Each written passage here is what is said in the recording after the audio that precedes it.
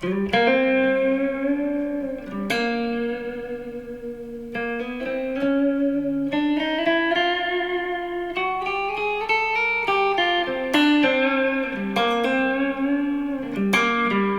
right, so today's lesson, I just uploaded a lesson in regards to how to practice the chromatic scale.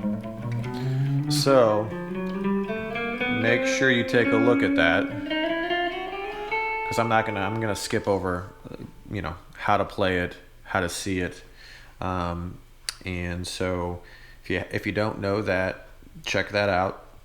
Come back to this one here, because this is just going to be application.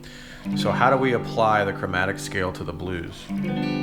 Well, the blues is probably one of the best places to start if you're going to want to try to use chromatic scales in your improvising or in your songwriting. So for example, what is going on with the chromatic scale is similar to the diminished scale that we were doing before, except for we're hitting every single note. That's the chromatic scale. And you can basically think of it like you're just creating tension and then you're releasing the tension. So once you jump into that scale, listen to what you're doing and target a note. Make sure you can see the scale shape, and then just play. Once you get to a note in the scale, then continue on playing some blues lines. And that's going to be the release, is the blues scale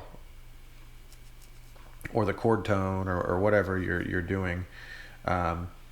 So I'm just going to do a quick little example here. I'm just going to play, and I'm going to show you kind of what it sounds like to jump into a chromatic move, and how it creates tension and all that. So I got a little loop pedal here. So just try to get into something here.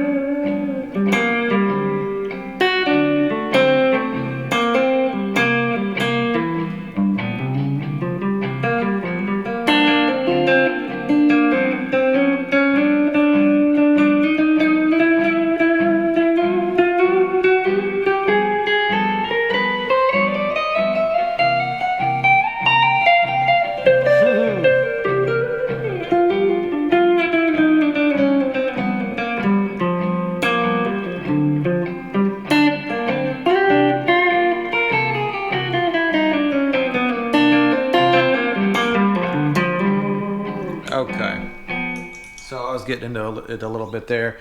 It's really fun to do, because when you start playing chromatically, you kind of are extremely liberated from any kind of harmonic structure at all, and you're just listening, and you're just kind of like listening to how these notes are creating tension and building tension against the chords behind you.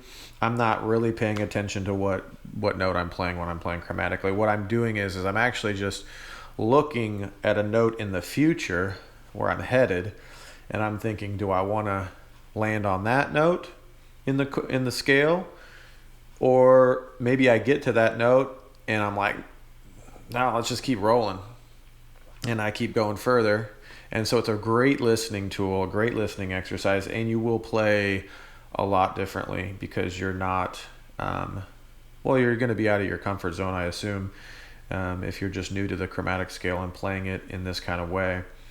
And so, yeah, it's actually a pretty simple thing to do, and it forces you to listen, and it also forces you to really understand and see these scale shapes and patterns on your fretboard, the scale degrees and that kind of thing. A lot of times, just seeing, I see a G coming, I'm in the key of G blues, that's a good spot to hit, or maybe I see that B flat there, or whatever, any note in the scale, it doesn't really matter. So it's a lot of just tension and release. That's what it is. And yeah, I hope this lesson helps. If you have any questions about anything, hit me up in the comments. Peace.